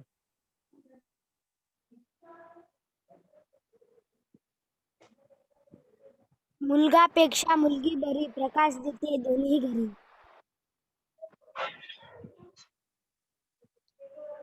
बेटी बचाओ बेटी पढ़ाओ. बेटी बचाओ बेटी पढ़ाओ पढ़ाओ. बेटी पढ़ाओ. पढाओ. पढाओ नाही, शाळेत पण हे पढाओ. आहे, बेटी बचाओ बेटी पढ़ाओ. नाही, एक खूप आकर्षक रंगरंगोटी आहे. खूपच आकर्षक इमारतही आहे आणि त्याचबरोबर नुसतं आकर्षक नाही, तर त्या ठिकाणी बापूसाहेब सरांसारखे शिक्षक सोबत आहेत आणि ते शिक्षक आपल्या सोबत आहेत, ही आपल्यासाठी खूप मोठी अभिमानाची गोष्ट आहे. नाहीतर या शाळेमध्ये तिथं आपल्याला दरवाजामधून कोणी मध्ये न घेण्यासारखी वेळ आहे. या ठिकाणी. कार्यालय दाखवतो. एकच मिनिट आता. कार्यालय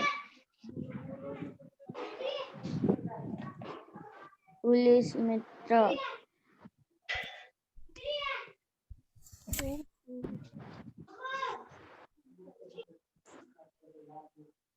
ऑफिस मध्ये मूर्ती वा. आहे. हा, माऊली. वाह, माऊलीची मूर्ती. कार्यालय. सर तिथून आळंदी काय खूप जवळ आहे का? हा आहे. आळंदी तर आपल्या तिथं गेल्यानं मग आळंदीला पण जाता जमते. पुढं थांब. सरांना फक्त दाखवू दे बेटा. तुम्ही मध्ये बोलू नका. सगळे बक्षीस मिळालेले विद्यार्थ्यांना शाळेला.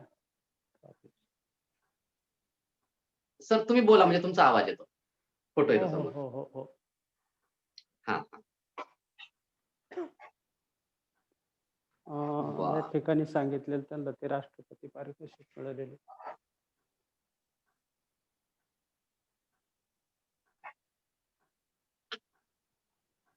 त्यानंतर सगळा स्टाफ आहे. व्यवस्थापन कमिटी, वेगवेगळे पुरस्कार.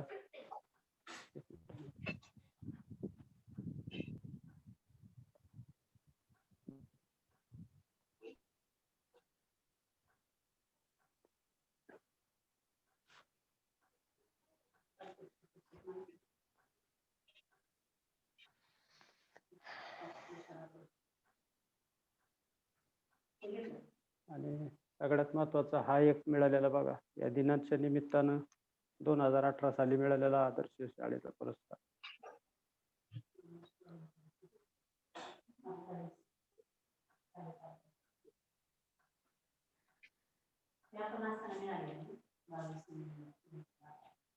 सर ते चाब्या ठेवलेलं आहे दाखवा सर. हा, चाब्यांचं. देतो.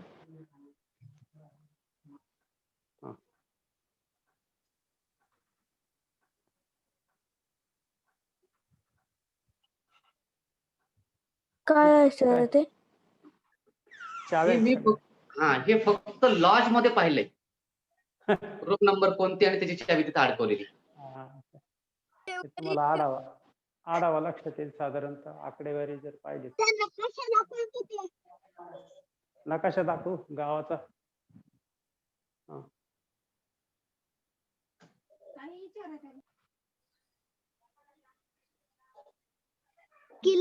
क्लिअर दाखवा की सर. आहे का? बरं सर, आमच्या दीपकला एकदा नकाशा दाखवा सर. तर दीपक पुन्हा हट्ट धरतो पुन्हा. दाखवतो. हो सर. दिसतोय का?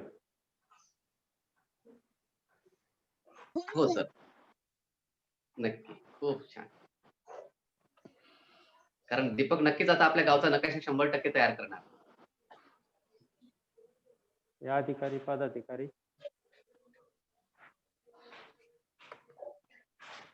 धन्यवाद सगळ्यांना.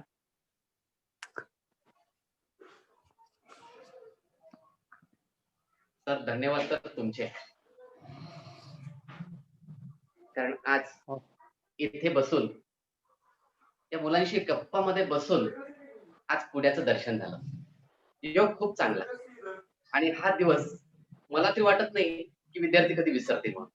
जेव्हा जेव्हा 28 नोव्हेंबर महात्मा फुलेंची पुण्यतिथी की हमखास मुलं होती, या दिवशी आम्हाला बापूसाहेब सरांनी त्यांची शाळा दाखवली. ती शाळा नव्हे, एक नंदनवन आहे.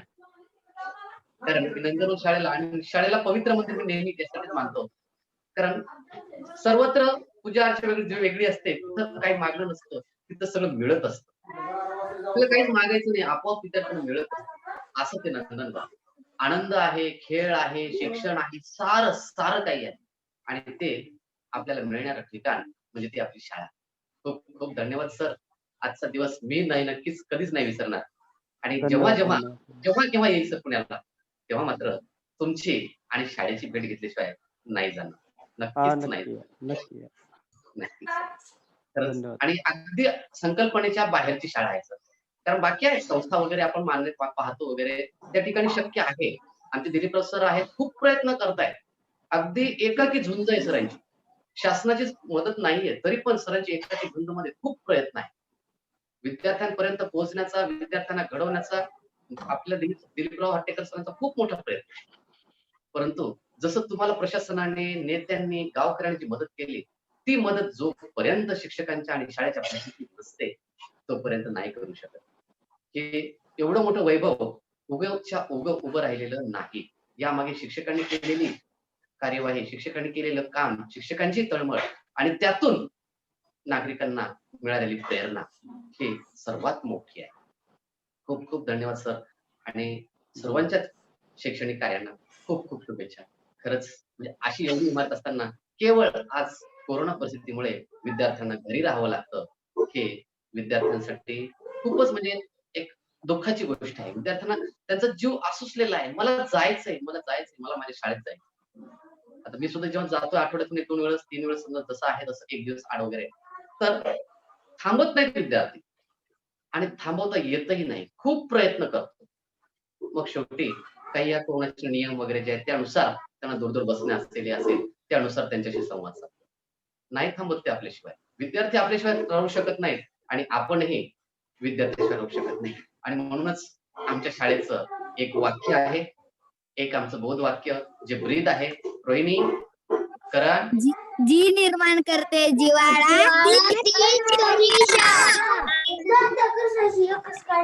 निर्माण करते जिव्हाळा. तीच खरी शाळा.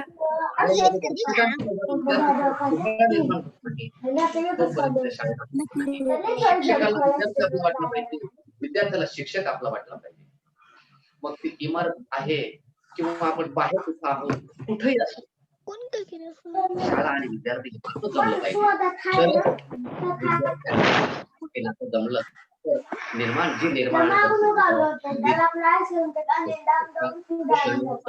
आज खूप धन्यवाद वाटलं आपल्या शाळेत भेट दिली. एक मिनिट पृथ्वीराज तुला बोलायचं होतं काहीतरी. पृथ्वीराज तुला काय म्हणायचं?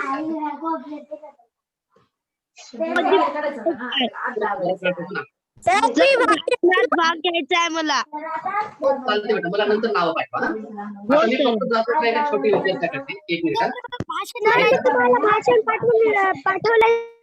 एक मिनिट थोडस थांब. शिवराज आहे का सोबत आपल्या? एक मिनिट.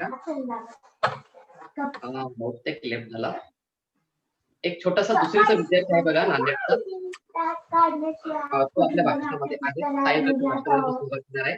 आता फक्त तुमचं माहिती तुमचं सर आता कोणीच करायचं नाहीये.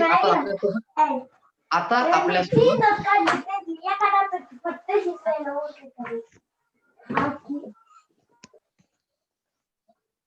आता आपल्यासोबत लोणकर सर जॉईन झालेले आहेत. लोणकर सरांना मी या ठिकाणी 5-10 मिनिट बोलण्याची संधी देतो. सर, तुम्ही तिकडचं आटोप त्या ठिकाणी येता. सर थोडं सुरुवात आता तुम्हाला व्हिडिओ पाहायला मिळेल सर. बापूसाहेब सरांनी त्यांची शाळा दाखवली. खरंच सर, इतकं निसर्गरम्य वातावरण आणि नंदनवन असलेली ती शाळा आहे. नक्कीच आपण कधी पुण्याला गेलो तर सरांशी संपर्क साधून सरांच्या शाळेला भेट देऊया सर. तर हा. शिरीष सर, नमस्कार आपणास.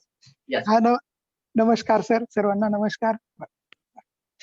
मी आताच तिकडची तासिका पूर्ण केली आणि ती तासिका पूर्ण करून लागलीच इकडे जॉईन झालो. त्यामुळे मला नेमकं म्हणजे तासिकेमध्ये आतापर्यंत काय झालं ते काही समजलं नाही. हा सर, तासिकेमध्ये सांगतो थोडक्यात. तासिकेमध्ये सुरुवातीला सर ज्याप्रमाणे तुम्ही डॉक्टर बाबासाहेब आंबेडकर जयंती तुम्ही घरी साजरी केला, अगदी त्या पद्धतीने विद्यार्थ्यांसमोर या ठिकाणी महात्मा फुले यांची पुण्यतिथी आपण या ठिकाणी साजरी केली आणि त्याचबरोबर विद्यार्थ्यांना त्यांच्याबद्दल थोडीशी माहिती दिली. सायंकाळी 6 वाजता किंवा 6 ते 6:30च्या दरम्यान एक छोटासा विद्यार्थ्यांचा भाषणाचा कार्यक्रम आपल्याला घ्यायचा आहे. विद्यार्थी सहभागी होणार आहेत आणि त्यानंतर बापूसाहेब सरांनी त्यांची शाळा दाखवली, जी 8 एकर मध्ये पसरलेली जिल्हा परिषद लोणी कंदची शाळा, 2 मजली शाळा आणि त्या शाळेमध्ये 36 इमारती, वेगवेगळ्या इमारती, त्या इमारतीमध्ये वेगवेगळे असलेले वैज्ञानिक साहित्याची विज्ञान खोली असेल, वेगवेगळ्या अनेक खोल्यांची माहिती, गार्डनची माहिती, त्या ठिकाणी असलेल्या क्रीडेसाठी असलेल्या मैदानाची माहिती ती विद्यार्थ्यांना दाखवली. प्रत्यक्ष फिरून सरांनी सगळं दाखवलं, कार्यालय फिरून दाखवलं आणि हे विशेष म्हणजे आज तर म्हणजे ज्यांनी शिक्षणासाठी म्हणजे अहोरात्र कष्ट घेतले, मुली शिकल्या पाहिजेत यासाठी प्रयत्न केले, अशा या पुण्यतिथीच्या निमित्ताने सरांनी पुण्यातील शाळा दाखवली आणि भविष्यामध्ये सरांना पुन्हा एक विनंती करेल, तर तेव्हा तुम्ही तुम्ही पुण्यामध्ये आहात त्याच्यामुळे सहज शक्य आहे. तर पुण्यातील फुलेंचा वाडा जो आहे त्याचं एकदा प्रत्यक्ष दर्शन विद्यार्थ्यांना घडून आणून, आज तर ते गर्दी खूप असेल, आज ते शक्य नाही होणार, पण जेव्हा केव्हा शक्य आहे तेव्हा विद्यार्थ्यांना एक वेळेस नक्कीच फुलेंचा वाडा त्या ठिकाणी आपल्या मध्ये तर शूटिंग जमेल नाही जमेल कदाचित मला माहिती नाहीये, परंतु त्या ठिकाणी जेवढं जमेल तेवढं आपल्याकडून व्हावं एवढे मात्र मी अगदी हक्काने मी अपेक्षा आपल्याकडून बाळगतो आणि विद्यार्थ्यांना सुद्धा पाहायला मिळेल की तो ती विहीर म्हणजे त्यांच्याकडे असलेली जी पाण्यासाठी खुदा केलेला हौद जो होता तसा तो आड आहे, पण त्याला हौद म्हटलं जातं. ते सर त्या ठिकाणी गेले तर दाखवतील किंवा आपले पुण्याचे काही विद्यार्थी आहेत ते जर तुम्ही पालकांसोबत गेलात तर नक्की विद्यार्थी मित्रांनो तुम्ही एखादा कॉल करा, लागलीच अगदी काही क्षणामध्ये आपले विद्यार्थी जॉईन करून घेऊ आणि आपण तो दिवस एक आनंदाचा दिवस साजरा करू. तर मी पहिले पुणेवाडा. आता आपण प्रत्यक्ष सर्वांना दाखवायचं, त्याला ऑनलाईन सर्वांना दाखवायचं आहे. आणि खरोखर तर ही आपल्यासाठी खूप महत्वाची गोष्ट आहे की बापूसाहेब सर हे पुण्यामधून आहेत. म्हणजे ज्या ठिकाणी महात्मा फुले आणि सावित्रीबाई फुले यांनी शिक्षणाची सुरुवात केली आपल्यासाठी, त्या ठिकाणचे प्रत्यक्ष अनुभव हे सरांकडून आपल्याला निश्चितपणे ऐकायलाही भेटले असतील आणि आपल्याला इथं बसून तो शनिवार वाडा किंवा भिडेवाडा, ज्या भिडेवाड्यामध्ये महात्मा फुलेंनी पहिली शाळा सुरू केली, तो भिडेवाडा सुद्धा आपल्याला पाहायला भेटेल. पण महत्वाची गोष्ट म्हणजे की ही फार वर्षापूर्वीचे तो भिडेवाडा होता, पण आज थोडस त्या ठिकाणी पडझड झालेली आहे. त्यामुळे आता तुम्ही म्हणाल की तो म्हणजे जशाला तसा दिसेल असं नाही, पण त्याचे जे काही अवशेष असतील ते अवशेष आपल्याला निश्चितपणे पाहायला भेटतील. तुमच्यासाठी एक महत्वाची गोष्ट की महात्मा फुलेंनी आपल्यापर्यंत शिक्षण कसं पोहोचवलं आणि त्यावेळेची परिस्थिती तर अशी होती की स्त्रियांना घरातून बाहेर निघण्याचा सुद्धा अधिकार नव्हता. त्यावेळेला सावित्रीबाई फुलेंना शिक्षण देऊन त्यांनी शाळा सुरू केल्या. याबाबत त्यांना कशा पद्धतीच्या अडचणी आल्या वगैरे हे सर्व गोष्टी जर तुम्हाला पाहायच्या असतील तर मी आज थोडक्यामध्ये तुम्हाला एवढं सांगेल की आपल्या टीव्ही वरती मला वाटतं मी मराठी हे चॅनल असतं आणि या मी मराठी चॅनल वरती सावित्री ज्योती या नावानं एक मालिका चालू आहे. मी ती मालिका नियमितपणे पाहतो. ती मालिका तुम्हाला जवळपास मला वाटतं 7:30 वाजता ती मालिका चालू असते. ती 7:30 ची मालिका जर तुम्ही पाहिलात तर तुम्हाला त्या मालिकेमधून महात्मा फुलेंचं कार्य, त्यांना समाजातून झालेला विरोध, कारण त्यावेळची परिस्थिती तशी होती, रूढी परंपरा ह्या एवढ्या मजबूत होत्या आणि लोकांना हे माहिती नव्हतं की शिक्षण नेमकं घेतल्यानंतर काय बदल होतो. हे जेव्हा लोकांपर्यंत पोहोचलं त्यावेळेला आपण आपल्यासाठी हे शिक्षणाची सर्व दारं उघडी झाली. या महात्मा फुले आणि सावित्रीबाई फुले यांनी एक महान कार्य केलं, ज्या कार्यामधून आपल्याला शिक्षणापर्यंत पोहोचता आलं आणि महत्वाचं म्हणजे स्वाभिमानाने कसं जगायचं हे त्यांनी आपल्याला शिकवलं. याला सर्वात महत्वाची मोठी साथ ही महात्मा फुलेंना दिली त्यांच्या पत्नी सावित्रीबाई फुले यांनी. आणि विशेष म्हणजे ज्या वेळेला महात्मा फुले सोबत असताना तर त्यांनी हे कार्य केलंच, पण महात्मा फुलेंच्या निधनानंतर सावित्रीबाई फुलेंनी एकट्यांनी त्यांचं शिक्षणाचं कार्य चालू ठेवलं. नुसतं शिक्षणाचं कार्यच नाही तर त्यांनी सामाजिक कार्य सुद्धा केलं, लोकांची मदत केली, सेवा केली. आपण पुण्यामध्ये पसरलेला प्लेग इतिहासामध्ये जर पाहिलं तर पुणे आणि प्लेगची साथ म्हटलं की आपण फक्त लोकमान्य टिळकांचा एक अग्रलेख लक्षामध्ये ठेवतो. त्यामध्ये लोकमान्य टिळकांनी लिहिलं होतं, कारण जे काही सुविधा दिल्या जात होत्या इंग्रज सरकारकडून त्या सुविधा कमी आणि लोकांवर अन्याय जास्त होत होता, म्हणून लोकमान्य टिळकांनी लेख लिहिला होता, सरकारचे डोके ठिकाण्यावर आहे का. तो लेख आपण आठवणीत ठेवतो, पण मुलांनो त्याच्याच बाजूला दुसरी ही गोष्ट तुम्ही नेहमी लक्षात ठेवा की सावित्रीबाई फुलेंनी या प्लेगच्या साथीमध्ये स्वतःच्या जीवाची पर्वा न करता समाजामध्ये जे गोरगरीब लोक आहेत, ज्यांना त्यावेळी प्लेग झाला होता, या सर्व लोकांच्या घरोघर जाऊन त्यांनी त्या लोकांची सेवा केली होती. म्हणजे आपल्याला त्यांनी नुसतं शिक्षणच दिलं असं नाही, तर त्यांनी अडचणीच्या वेळेला लोकांना मदत सुद्धा केली. आणि सर्वात महत्वाची गोष्ट म्हणजेच ज्या वेळेला ते प्लेगचं लोकांची प्लेग ज्यांना झालाय त्यांची सेवा करत होत्या, आपलं दुर्दैव असं की त्याच प्लेग जो सेवा करत असताना तो प्लेगची लागण सावित्रीबाई फुलेंना झाली आणि त्यामुळं सावित्रीबाई फुलेंचं सुद्धा निधन झालेलं आहे. म्हणजे महात्मा फुलेंचं कार्य ज्या वेळेला आपण पाहतो, आता सरांनी महात्मा फुलेंचं कार्य तुम्हाला तर अगोदर सांगितलेलंच असेल, पण महात्मा फुलेंच्या कार्याच्या पाठीमाग सर्वात मोठी प्रेरणा किंवा त्यांचं कार्य पुढे नेण्याचं काम हे सावित्रीबाई फुलेंनी केलं.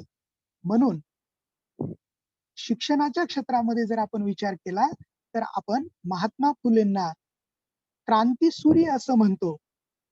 आणि ज्या वेळेला सावित्रीबाई फुलेंचा आपण उच्चार करतो किंवा त्यांचं जेव्हा आदरार्थी आपण नाव घेतो त्यावेळेला त्यांना सावित्री ज्योती असं म्हटलं जातं. आणि त्यामुळंच आपण सुद्धा हेच कार्य करायचं आहे. आज या सहज शिक्षण असेल, मुलांशी गप्पा असेल, या माध्यमातून सुद्धा एकच आपल्याला काम करायचंय की ज्ञानाची ज्योत जी आहे, जे क्रांती सूर्यानी आपल्याला एक ज्ञानाचा प्रकाश दिलाय, त्याच्यातून एक सावित्री ज्योती पेटली आणि त्या ज्योतीपासून आज आपल्या देशामध्ये नव्हे हजारो ज्योती पेटल्यात.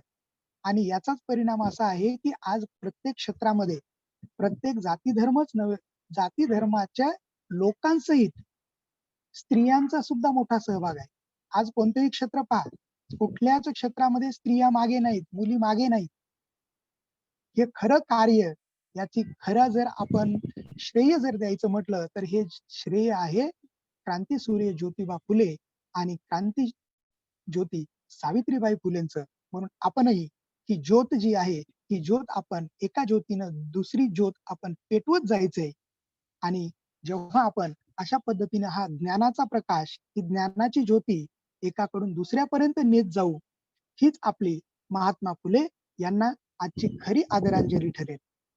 त्यामुळं आपल्याला जे माहित आहे, जे जे आपणाशी ठावे ते ते इतरांना सांगावे, शहाणे करून सोडावे सकल जनात, या उक्तीप्रमाणे आपलं जे काही छोटीशी जरी माहिती असेल आपल्याला तर ती आपण दुसऱ्याला सांगावी, ती दुसऱ्याला आली पाहिजे.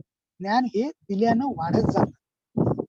त्यामुळं आपण सुद्धा आपल्याला जे काही माहित असेल ते इतरांपर्यंत पोहोचावं. आणि आजच्या दिवसा निमित्त मी महात्मा फुले यांना कोटी कोटी वंदन करतो आणि माझं बोलणं थांबवतो. Thank you sir. सर धन्यवाद. कारण आम्हाला माहिती सांगितली सर. अपेक्षा होतीच, कारण गोष्टींचा शनिवार म्हटलं की हमखास एरवी सर एखादे तासिकेला तुम्ही नाही आलात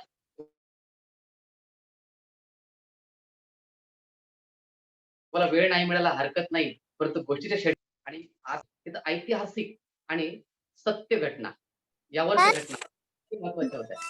आणि श्रेया, आपण बेटा सायंकाळच्या तासिकेमध्ये तुला भाषण करायचं आहे, तुझं भाषण पाठवलेलं आहे. शायरी म्हणून दाखवू सर. बरं, शायरी. बरं. ओके. अरे बापरे.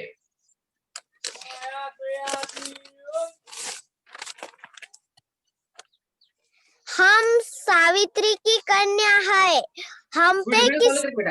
हे बघ, तुझा व्हिडिओ चालू करून बोल ना. येस. हम सावित्री की कन्या है, हम पे किसका जोर, उम्मीदों के सूरज निकले हैं, चारों ओर इरादे हैं, पोलादी हिम्मती हर कदम, हर कन्या को साक्षर कर, हर कन्या को साक्षर कर, समाज की रक्षा करने आज चले हैं हम. जय हिंद, जय महाराष्ट्र. वा वा वा. Very good. राष्ट्राचं म्हणलं सर. अतिशय छान. सर आणि म्हणून सावित्रीबाईंची कोणती? म्हण. आहे एक सर काम सावित्रीबाईंची. करूच ना आपण. हे बघ, श्रेया, काय सर?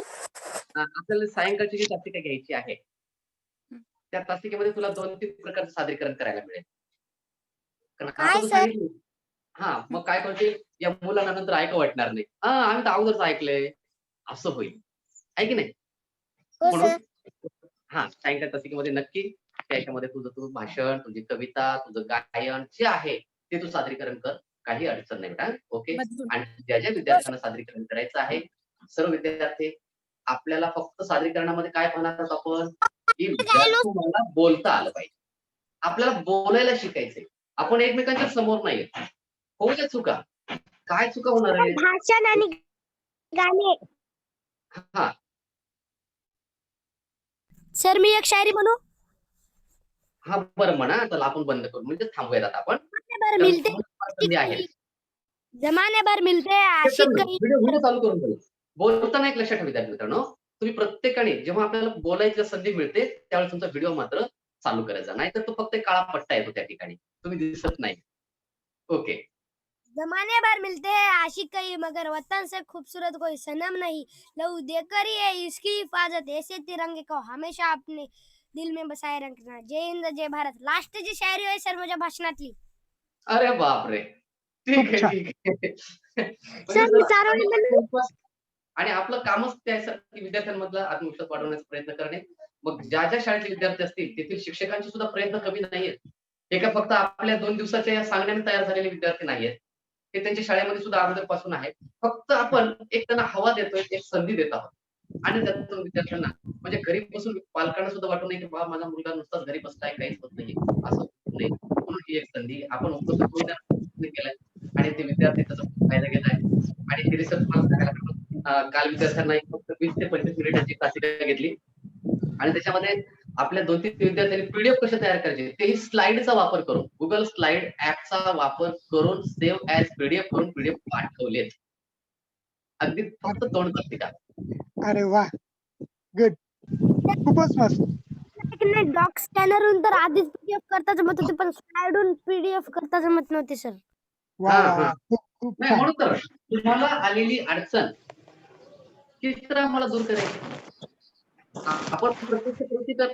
म्हणून तुम्हाला आधी सांगितलं विद्यार्थी मित्रांनो, आपल्याला फक्त पुस्तक त्याच्या खालचे प्रश्न नाही पाहिजे, त्याच्या बाहेर काय ते शिकत आणखी मला नवीन काही शिकायला मिळेल याचाही आपल्याला अभ्यास करायचा आहे. मग त्यासाठी मी एकटा नाहीये, शिरीष सर आहेत, शीतल मॅडम काल जॉईन झाल्या होत्या, नंतर पाहिजे शीतल मॅडम असतील, आपल्या मोगे मॅडम असतील किंवा आपल्या रुपाली मॅडम असतील, केंद्रे सर असतील, केंद्रे सर सुद्धा. आणि आज तुम्हाला सरांच्या 4 शॉर्ट फिल्म्स तुम्हाला मी पाठवेल. आज तुम्हाला तो एक विरंगुळा होईल.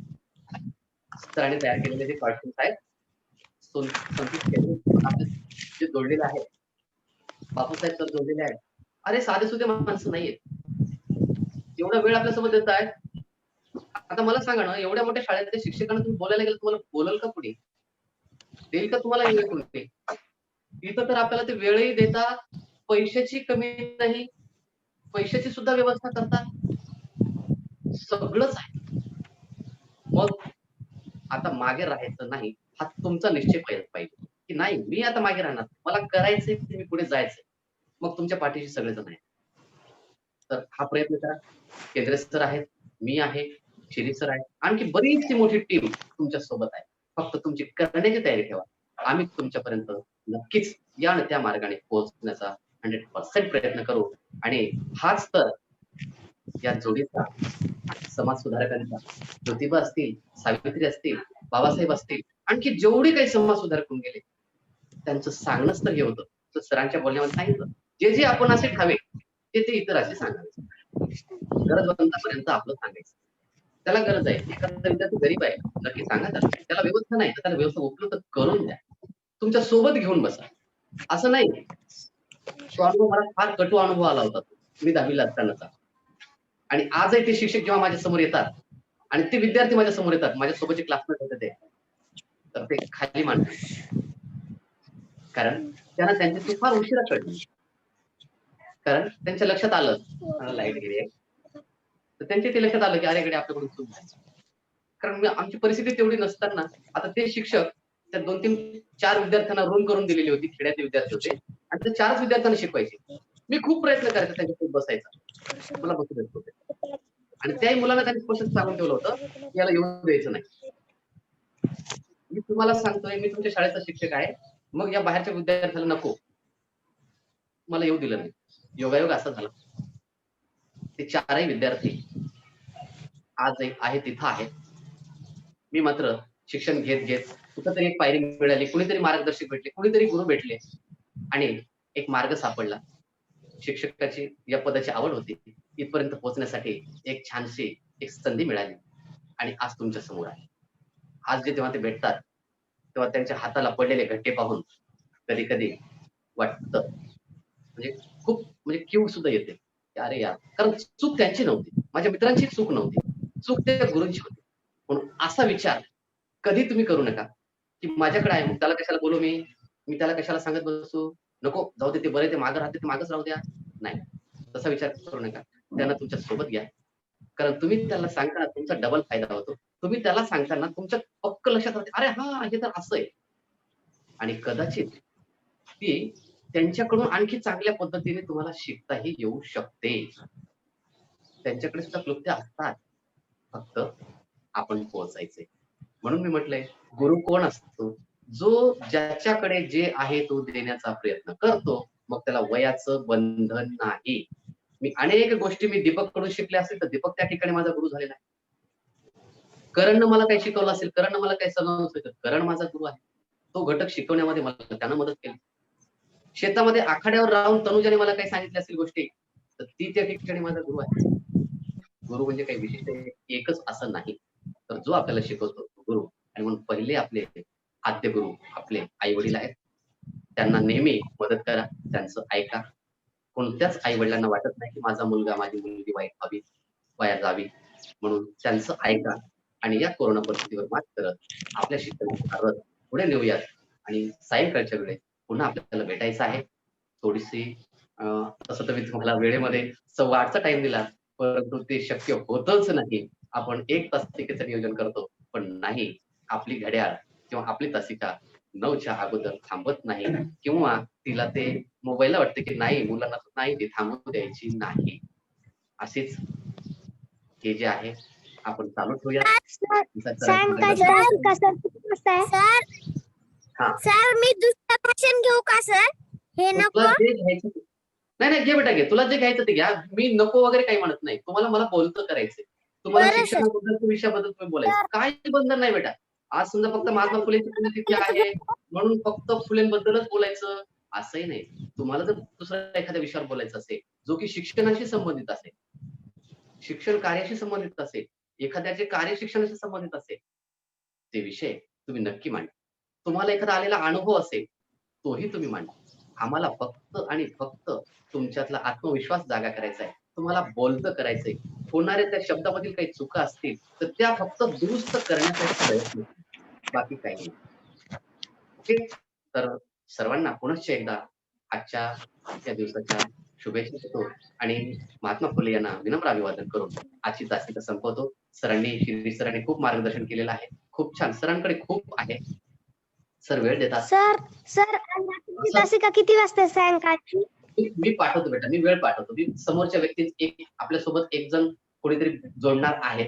मी सांगत नाही तुम्हाला कोण असतील ते, तर ते जोडणार आहे. त्यांच्याकडून आपल्याला 10-15 मिनिट आपल्याला ऐकून घ्यायचे आणि तुमचंही सादर करायचं. त्यामुळे अगदी दुपारी तासिक आहे दुपारी नाही, संध्याकाळी 5च्या नंतर असेल. हा? आणि सर यादी केव्हा पाठवाल? तुला काय म्हणतोय मी, 5च्या नंतर सगळं मिळेल. फक्त मुलांशी गप्पावर सायंकाळी 5 वाजता तुम्ही बघायचं काही आलंय का. ठीक आहे. तोपर्यंत मला आपल्या ग्रुपवर ओनली स्टुडंट्सवर कोणी विद्यार्थी नसतील तर ते जॉईन व्हा, म्हणजे सांगा मला. आणि ओनली स्टुडंट्सवर तुम्हाला किंवा मुलांशी गप्पावर सुद्धा आपल्या संतोष केदारे सरांनी बनवलेले जे शॉर्ट फिल्म्स आहेत ते आज पाहायला मिळतील. महात्मा फुलेंबद्दल एक 7 मिनिटाचं छोटंसं भाषण ऑडिओ मध्ये आहे, मी तयार केलेलं, म्हणजे वाचन केलेलं एका पुस्तकातलं. 101 भाग्य विधाते म्हणून जे आहे भारताचे भाग्य विधाते, त्या पुस्तकातलं वाचन केलेलं आहे सकाळी सकाळी. तो 7 मिनिटाचा ऑडिओ तोही तुम्हाला मिळेल. त्यातूनही तुम्ही काही भाग तुमच्या भाषणासाठी घेऊ शकता आणि काही तुम्हाला ते शॉर्ट फिल्म्स पाहायला मिळतील. तर आजचा दिवस या ठिकाणी अशा पद्धतीने आपण साजरा करणार आहोत आणि आता मात्र आपण थांबूया. सर्वांची पुनश्च माझं पहिल्याचं भाषण घेऊ की दुसरं घेऊ? तुला दोन्ही घेता आले तर दोन्ही पण घे, चालेल? दोन्ही पण घेतो सर. हो चालेल. एक सुरुवातीला घेऊ, एक दोघा तिघांचे झाले की पुन्हा तुझं घेऊ. सर मी दोन्ही घेणार आहोत सर. चालेल चालेल. सर मी दोन्ही घेणार आहे सर. बिलकुल ज्याला जे संधी मिळेल. घ्यायचं ते घ्या. बिलकुल सगळ्यांना संधी मिळेल बेटा. काहीच कुणाची नाराजी केली जाणार नाही. तो एक सांस्कृतिक Right. कार्यक्रमासारखा तुम्हाला प्रेरणा देण्यासाठी, तुम्हाला तुमचा उत्साह वाढवण्यासाठीचा कार्यक्रम आहे. नक्की तुम्हाला संधी आहे. ओके.